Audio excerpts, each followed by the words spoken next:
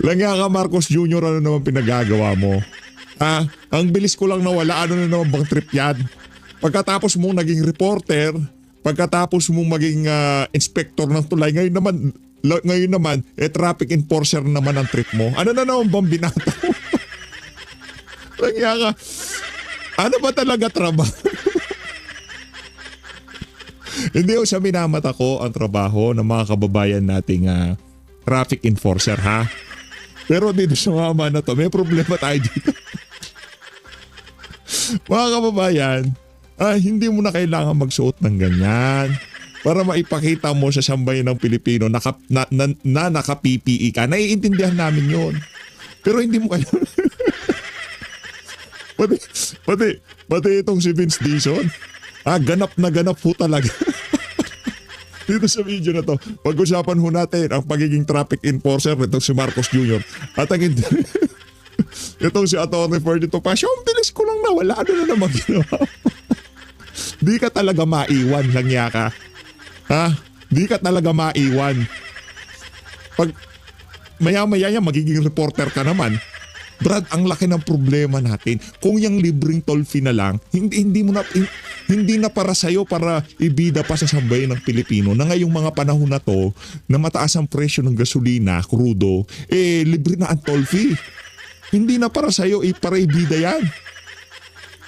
Kung hindi ko na lang alam, baka binigay na lang libre ng mga kumpanya yan dahil napakarami mo nang naibigay na pabor sa akin. Hindi ko talaga kompletong araw natin.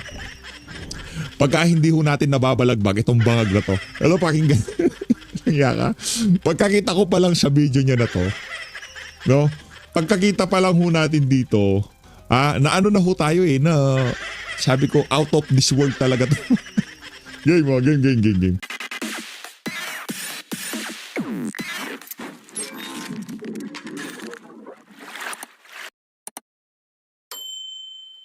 Game na PH, game.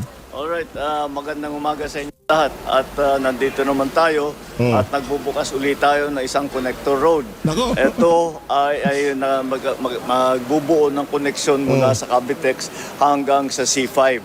Itong section na ito ay Parañaque hanggang Taguig will be it's a 2 kilometer section.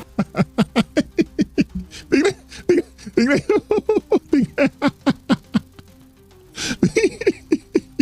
Oy, Vince. Langya ka, Vince. Malay ba sinasabi ng amo mong bangag? Simangot si Vince Dizon. Sabi siguro, Sir, pinag-usapan na natin yan. Hindi yan ang script. At ang dadaan dito, mga 36 Langya talaga tong si Marcos Jr. Pati ho itong si Vince Dizon napakulubot napakulubot ho mukha niya kasi mali talaga pinagsasabi nitong bangag na to. 6,000 na vehicles ang dadaan dito. Kaya malaking bagay ito kasi madidecongest, mababawasan ang traffic doon sa mga maliliit na kalsada dahil dito na lang dadaan.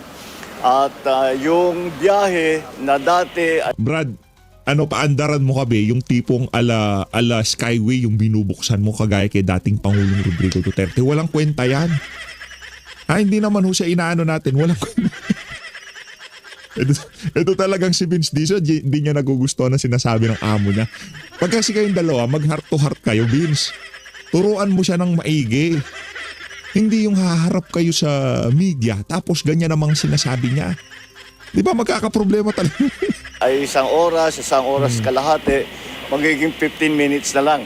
At napakalaking bagay yan dahil sa malaking savings sa oras ng mga commuter, unang-una. Pangalawa, kagaya ng ating mga laging iniisip ngayon dahil nga sa kaguluhan sa Middle East, ay napakalaking savings ito sa gasolina, sa crudo, sa fuel. At hindi maliit na bagay ang babawasan mo, ang biyahe mo mula sa 1 oras kalahati hanggang 15 minutes. Malaking savings yan.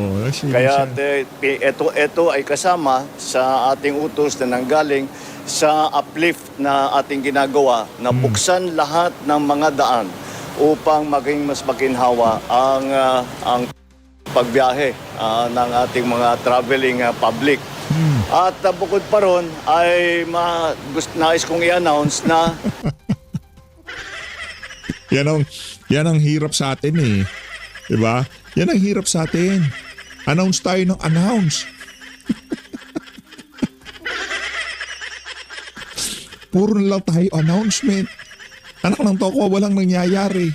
Aanihin natin yung malapit na distansyang pagtatravel kung wala tayong gasolina. Kahit na 15 minutes na lang yan, baka doon sa 5 minutes pa lang kung wala ka ng gasolina, wala pa rin kwenta yan. Kahit gaano kalayo ang itatravel, basta may gasolina, walang problema. Kahit gaano kalayo ang itatravel, kung tig 55 kada litro, walang problema. Nakuha mo ba? Nai-stress na ako. Diba? Hindi ko na malaman kung paano juggle, paano ginajuggle ng administrasyon. Kasi inaano nila yan, kumbaga nagkakaroon ng balancing act. Pabibilisin natin ng takbo kahit na medyo mahal. Paano pag wala ng pambili? Mahal ang pagkain, mahal ang gasolina, ay nasa state of energy emergency na tayo.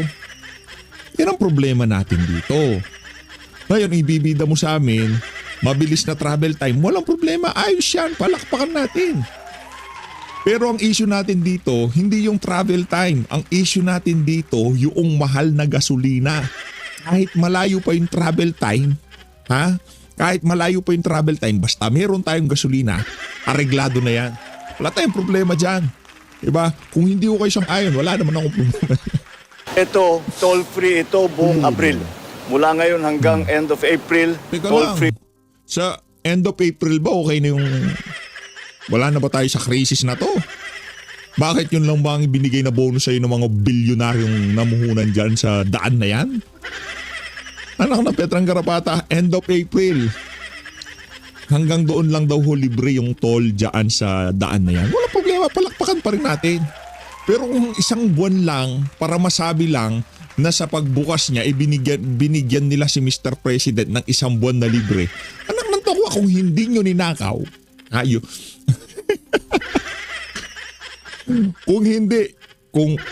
kung hindi nyo pinasok sa mga di ba? Kahit sa tingin ko kahit na 3 taon nyo pang ilibriyan, bayaran nyo na yung kumpanya kung sino man mga oligarkong gumawa ng daan na yan. Wala tayong problema ngayon. Kaso ang problema, yung pera, ilinagay na sa maleta. Diba? Yun talagang issue natin ngayon. Yung dapat na i-subsidize, pang-subsidize dyan sa mga toll fee na yan, wala na. Nailagay na sa maleta, ilinipad na sa helicopter, dinala sa House of Representatives, dinala sa Ilocos Norte, dinala sa kung kani-kaninong politiko. Yun ang problema natin dito. Diba? Kung hindi ninakaw yung 1 trilyon sa DPWH, NLEX, ECTEC, TPLEX, lahat ng NEX sa dulo, libre lahat yan, walang problema. SLEX, TPLEX, NLEX, Cavitex, lahat ng may text. Anak ng tokwa, ilibre nyo yan kahit na 3 taon kung hindi nila ninakaw yung pera sa DPWH. Subsidiya, lahat makakaramdam ng subsidiya kasi ang pamahalaan ng sasalo doon sa tumataas na presyo kagaya ng ginagawa nila sa Thailand. Dahil nga nagnakaw, walang ginawa sa administration kundi puro pagnanakaw. Kaya heto ho tayo ngayon. 1 buwan na libre, siguro pampalubag loob sa administrasyon para masabi nung may-ari ng highway na, ayan na, Mr. President, tumulong na ako. Okay na tayo dyan. After nyan, syempre, binigyan ka namin ng 1 buwan na libre. Yung presyo niyan ng toll fee na yan, ika nga, nakamark yan ng isang piso sa loob ng 1 buwan para kahit pa paano yung natalo nila mababawi din. Style nyo bulok. Ngayon muna dito at para naman mapagbigyan ng ating mga kababayan na dumadaan dito, lalong-lalo na ngayon na Holy Week na ngayon at maraming bumabiyahe. Kaya ito ay patuloy namin ginagawa at bubuksan natin sa, I think later on, bukas meron na naman bubuksan. Naku, I don't know kung makapag-attend ako pero may bubuksan na naman and that is which one? Mr. President, suit mo yan ha. Gusto ko yan. Yang damit mo. Tapos, gayahin mo si Maroas yung pag ganon-ganon ka. Punta ka sa EDSA, ituloy mo na yan, Brad. Para naman may pakinabang kami sa iyo, langya ka. Tama, this is the one we were talking about. So, Kabanatuan to... Ano po, mula Tagak po hanggang Oh, Kabanatuan. that's another para na naman sa ibang section ng Luzon. Ating binubuksan itong mga Central Luzon, ito naman Southern. So, ayan ang ating ginagawa, patuloy ating ginagawa, and ito ay Paulit-ulit lang suporta bilang suporta doon sa ating ginagawa ng mga programa na lumalabas doon sa Narinig niyo ho ba yun? Yung word na ginagawa, kahit 5 beses sinabi niya. Ganun ho siya kawalang hiya. Pagka gumawit siya ng word sa isang sentence, talagang lalaspagin mo niya. Laspagin, ginagawa, gagawin, ginagawa ulit. Anak ng toka. Laspag na laspag, Brad. Parang si Buton. Wasak na wasak. PH mo naman ganyan si Kokak. Anak ng toka, bangag yun eh. Pagka sabog yun, pagka pinihit niya tong si Bangag, di makakatahing dito. Anak ng toka. Iti-text niya si Mr. Tubig. aming diskusyon sa uplift para matulungan nga ang transport. Ito specifically sa transport ang pinag-uusapan. So patuloy natin gagawin ito, and dahil nais natin talagang maging mas mabilis, mas maginhawa at mas ligtas ang pagbiyahe ng ating mga kababayan. Thank you. Thank you. Thank you so much, Thank you. You're welcome. Walang problema yun, sir, ha? Huwag masyadong isipin yun. Kausapin mo lang si Vince Dizon, hindi yung parang nagpapapress con kayo para siyang Biyernes Santo, ha? Hindi maganda yan, sir. Punta ko tayo dito kay Attorney Ferdy Topacio. Yes, show. Topacio came. Kaso, reklamo ng 18 sundalo, dating mga sundalo. Ano bang status po nito? Hindi po talaga ako ang abogado ng mga 18 Marines, si Attorney Levy Baligod. Pero ang alam ko ay ang kinakataka po dito ay sila po ay pinatawag sa National Bureau of Investigation. At ang sabi ng direktor ng NBI, ito daw ay sa lakas ng isang sabpina na ginawa nila dahil sila daw ay dineputize ng ombudsman. Pumunta po ako roon, kasama ko po ang aking kliyente, si Mike Defensor, at question po namin yung sabpina.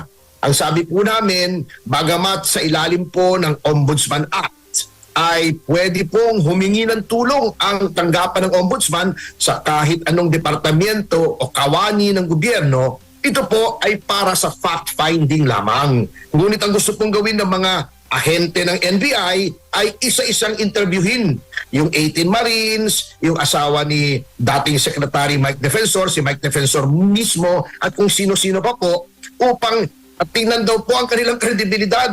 Ang sabi po namin, yan po ay labag sa ating saligang batas sapagkat hindi po pwedeng i-delegate o ipasa sa iba ng ombudsman yung kanyang kapangyarihan na mag-imbestiga. Otherwise, mawawala po ang kasarinlan o independence ng ombudsman sapagkat magiging depende po siya sa isang ahensya ng gobyerno na nasa ilalim ng departamento ng ehekutibo. So, yun po ang nangyari. Na-interview din yata po yung mga Marines sapagkat pumayag si Atty. Baligod, pero yun lang po ang alam ko sa yun ang latest po dito sa pangyayaring ito. Opo, karaniwan ho ba, gaano ho ito katagal yung sisiyasat doon sa mga sinasabi po itong mga pahayag ng 18 sundalo?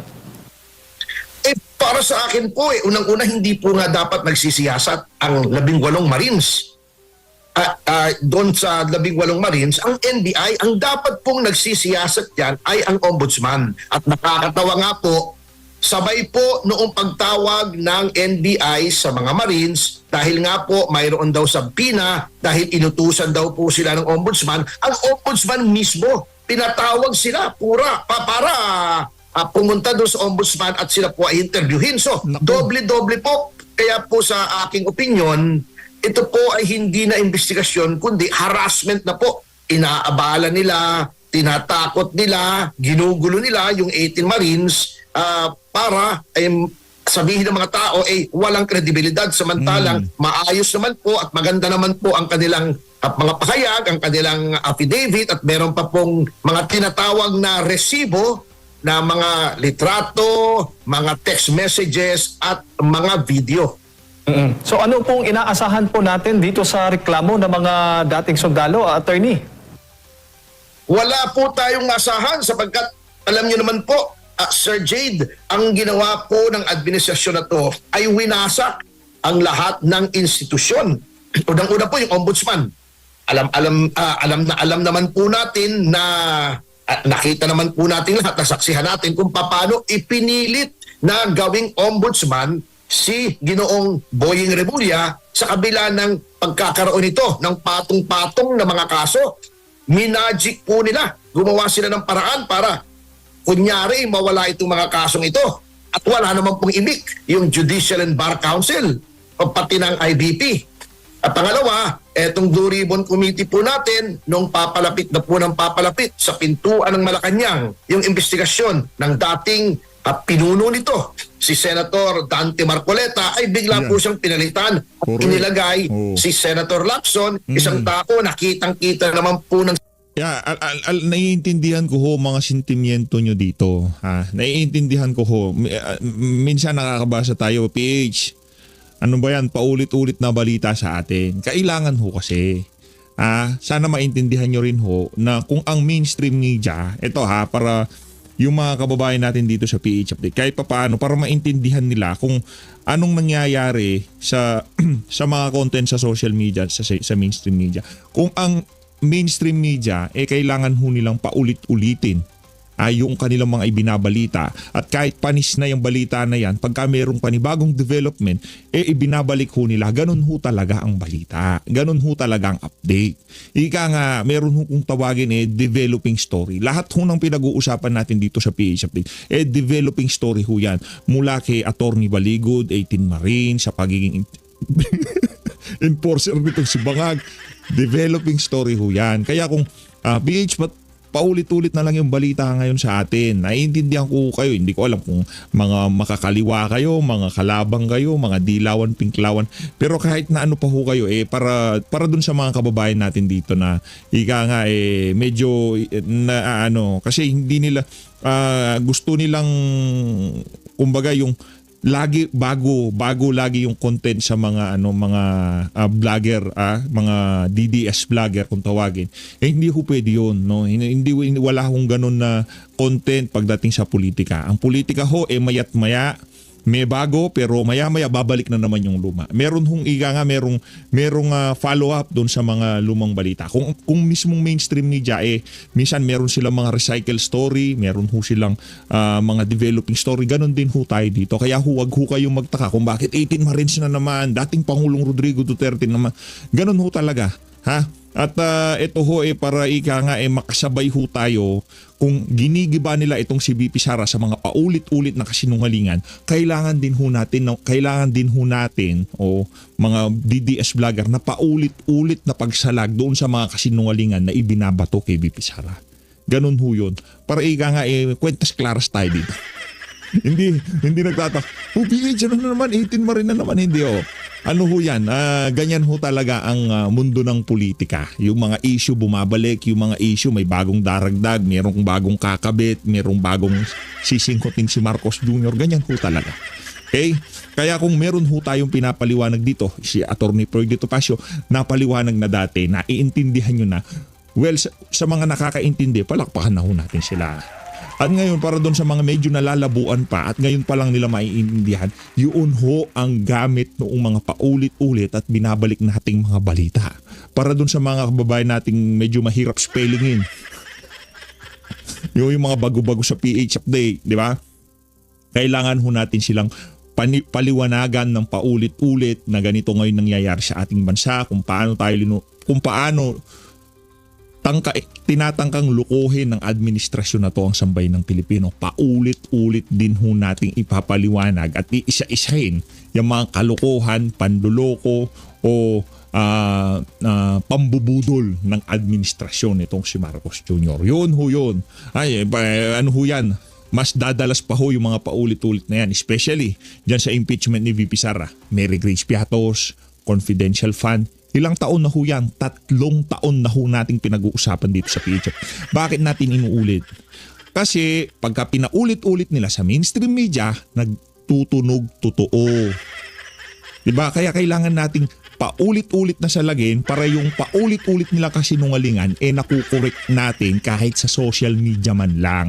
Yun ho ang dahilan doon, mga kababayan. Ang sambayan ng Pilipino, walang ginawa kundi pagtakpan si Ginoong Martin Romualdez, ang ating Pangulo, at sirain yung mga ebidensya laban kay Romualdez at kay Marcos Jr. So, ano pa pong maaasahan natin ang ating mababang kapulungan sa gitna ng krisis? Merong malaking iskandalo nga po, yung 1.3 trillion na flood control scam ay una pang inaatupag yung impeachment kay Vice President Sara. At pendalo na naman yung ginagawa nilang mga hearings sa kabila rin ito ng hinaharap po nating malaking krisis po sa mga presyo ng mga produktong petrolyo. So, saan pa po tayo pupunta kung lahat po ay kontrolado nila at ayaw nilang masangkot yung mga pinoprotektahan nila?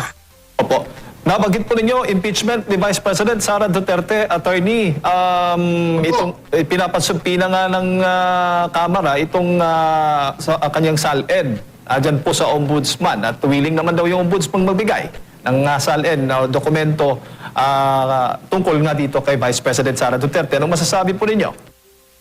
Yan nga po ang kinakataka ko. Alam niyo po, itong ginagawa ng chairman ng Justice Committee, si Representative Luistro, halatang halata naman po na ito po ay labag sa batas. Sabagkat, bagamat sinasabi nila na talagang may hearing dyan sa Justice Committee kung mayroong nagsasampa ng mga impeachment complaints, bakit po sumusobra o lumalabis doon sa kapangyarihan that level, ano po? Sapagkat ang nakalagay lang po sa saligang batas at sa House Rules na tama sa function ng House of Representatives na mag-initiate ng mga impeachment complaints at ng articles of impeachment ay unang-una, i-determine nila ang sufficiency in form. Pagkatapos po noon, they should determine sufficiency in substance. Correct. Kung meron po noon, saka magde-determine ng sufficiency of grounds. Doon po pino-formulate o inilalatag yung article or articles of impeachment. Kung anong impeachable offense di umano ang ginawa noong impeachable officer. Yun po ay summary in nature. Hindi po yun trial, kundi hearing. May pagkakaiba po ang trial at hearing. Ang hearing po ay mas maigsi, ito ay informal, at ito ay para sa isa lamang issue na yun po ang mahalaga para sa hearing na yun. Halimbawa po, etong hearing dito sa House, i-determine nyo lang ang sufficiency of ground or grounds. Yan po ay madedetermina o pwede na nating malaman kung ano-anong grounds ang dapat ilagay sa articles of impeachment base po doon sa complaint nung naghain ng reklamo, doon po sa answer noong respondent, and then meron pa po yung reply. Kung meron pong reply, meron din namang rejoinder. Kung wala, syempre wala na po. At meron po yung affidavits, counter affidavits. Doon po lamang sa complaint makikita nyo na yung ebidensya. So, doon lamang po dapat magbase yung determination ng form, substance, at yung grounds. Kung may clarificatory questions man po o may hearing, iyon ay para tingnan lamang kung anong gagawing articles base po doon sa ebidensya. Kung may clarificatory hearing, ang tinatanong po ay yung mga taong binabanggit doon sa complaint, sa answer at mga affidavits at mga dokumento na kalakip noong mga sinasabi kong mga complaint, affidavit, or answer, hindi po dapat lumalabas doon. Otherwise, magiging trial na po yun. O o talagang paglilitis na. At ang may kapangyarihan lamang pong maglitis ayon sa ating saligang batas ay ang Senado sitting as an impeachment court.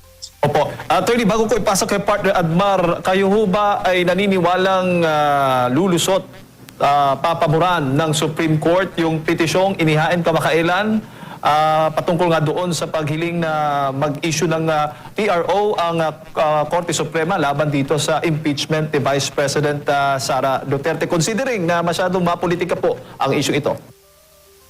Ayoko pong magkomento sa isang pending case. Suffice it to state that in my considered opinion ay yun pong mga yung mga petitioner po noon are well within their right sapagkat nakita na nga po natin kung paano pong inaabuso ng House Committee ang kanilang kapangyarihan. At ginagawa po nila yan sapagkat very politically charged nga po itong House Committee at ang gusto po nila ay hindi lamang magkaroon ng articles of impeachment at i-relay o i-transmit sa Senado, kundi dito pa lamang sa stage na to o level na ito ay sirain na si Vice President Sara Duterte. Hindi na po ito hearing on sufficiency of grounds. Hearing na po ito. Parang full-blown trial na ito. At ang kanilang pumpakay ay isa lamang, ay sirain si Vice President Sara Duterte. Bakit? Sapagkat hindi po sila nakakatiyak na kapag ang articles ay na-transmit sa Senado ay magkakaroon sila ng conviction, hindi lamang dahil sa politika sapagkat napakahina po ng ebidensya. So, ginagawa na lamang po nila itong demolition job laban kay VP Sara Duterte. Attorney, magandang umaga. Hingi lang po ako ng opinion ninyo sa naging pahayag po ni Congressman Ridon at sinabi niya na mababasura, tingin niya mababasura daw yung petition sa Korte Suprema dahil wala daw tinatawag na legal personality yung mga petitioner at hindi rin daw pwede na mag-file as taxpayer dahil kapag taxpayer suits daw kailangan daw ang pinag-uusapan ay disbursement ng public funds sa attorney. Opo, yung si Congressman Rito, malaki ang mukha niyan eh. Anyway, alam nyo Malaki ang ayoko mukha. na rin magkomento dyan sapagkat that would go into the merits of a pending case. Yan po ay sub judice na tinatawag. At si Atty. Ridon, bilang abogado, ang alam ko abogado si Representative Ridon. At kilala ko po yan personal. At magaling na abogado yan.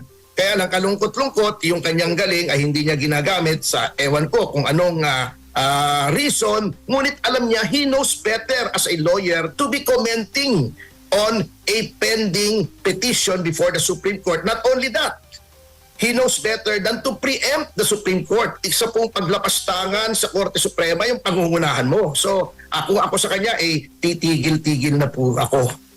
Opo, yung kaibahan naman nung nagpetisyon, kasi parang almost same personality yung nagpetisyon din yung pinakauna na nakakuha ng paborableng desisyon sa Korte Suprema. At itong petisyon na panibago po, attorney, anong kaibahan po? Opo, pareho rin po. Kung ang tinutukoy niyo po ay yung Duterte versus House of Representatives, una po naghain si Vice President Sara Duterte dyan. At definitely, yun ay may legal personality. Ngunit, may pangalawa pong petisyon na kinonsolidate po dyan na inihain po ni Attorney Israelito Torion at iba pang mga personalidad. At yan po ay kinatigan din ng Supreme Court. Sinabi na ng Supreme Court na mayroong personality as taxpayers. So, ayoko nga pangunahan ng Supreme Court, ngunit ganun din po kasi yung pangangatwiran noong petisyon na bago. So, para sa akin, hayaan na po natin ang kataas-taasang hukuman na magdesisyon dito. Bilang abogado, ayokong bastusin ang Supreme Court katulad ng ginagawa ni Representative Ridon at hayaan ko na lang pong magdesisyon ito.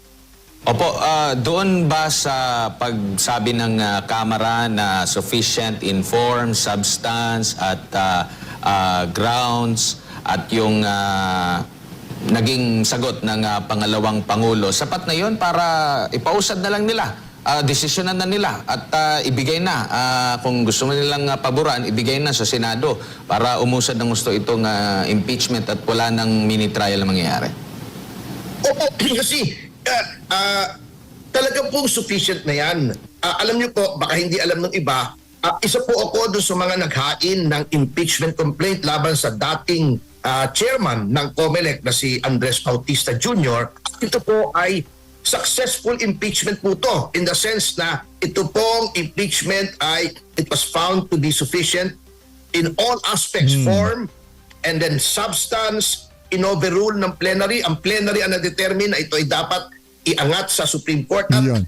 nakita ko po yung proseso, yung actual na proseso po dyan sa House. Talaga pong ang basihan ng form, substance at grounds ay yun pong reklamo. Hindi po pwede yung mini trial, small trial, short trial, kahit anong trial po sapagkat hearing po ang hinihingi dyan. Hearing. Hindi po lugar ng House Committee na humanap ng ebidensya laban doon sa inireklamo in any impeachment proceedings. Yan po ay trabaho ng Senate bilang isang impeachment court.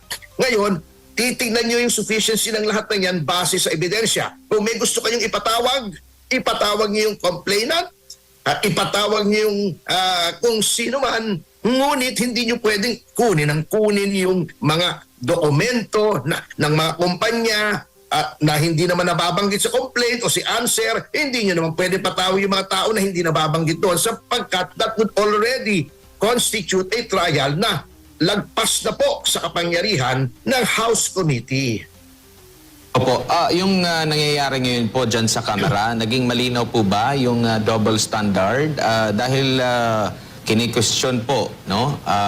Lalo na ng mga Duterte supporters, bakit yung kay Pangulong Marcos Jr. hindi ganito klase ang treatment? Bakit yung kung issue po ng SALE na binilang mula noong alkalde pa hanggang sa naging vice president, hindi in-apply doon naman sa kay speaker na galing sa daang milyong piso, naging bilyong piso, yung mga ganun po na mga usapin po, attorney. Yun nga po ang aming ikinatataka. Alam niyo po, hindi naman po ito game ng pataasan. Ano? Huwag na natin sabihin, ito 125 lang, yung sa kanila ay bilyon ng alegasyon. Tignan lang po natin yung circumstances. Ano po? Dito po sa reklamo laban kay Pangulong Marcos ay nakita po natin na talagang may insertion. Bakit natin nasabing ang laki ng ebidensya na may insertion? Sapagkat nagkaroon ng bilyon-bilyon, daang bilyong pisong nakawan na iniimbestigahan po. Nagkaroon ng ICI dahil doon sa ninakaw na daan-daang bilyon o trilyon, nagkaroon ng Senate investigation, nagkaroon ng House investigation. Hindi pa ba sapat na pruweba yon na ginawa ng Pangulo yung mga ibinibintang sa kanya? Doon pa lamang ito sa insertion. Ano po? Huwag na nating pasukin yung pag-kidnap kay Pangulong Duterte, yung drug use, etc. Huwag na natin munang tingnan yon at may mga pending pa. Ito lamang sa General Appropriations Act na ngayon ay nakabinbin na rin sa Korte Suprema. Without going into the merits of that petition, kitang-kita na natin na at least yung sinasabi ni Chairman Luistro na probable cause, ayun na yung probable cause mo eh. Nandoon na mismo sa reklamo. Ang problema lamang po, yung aming reklamo na mas maraming ebidensya na pinakita naman po natin sa publiko, nakahon-kahon ang aming ebidensya. Libo-libong pahina ng mga dokumento, 20 o 30 USB, hindi po nila tinanggap. Diyan lamang po kitang-kita natin na pinapaboran po ng ating House of Representatives ang Pangulo at tinatarget po nila for political assassination si Vice President Sara Duterte. Correct.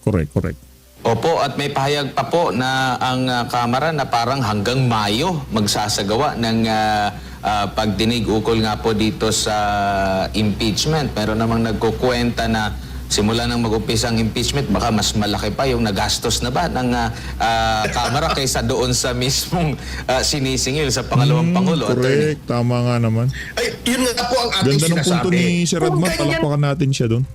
Posible.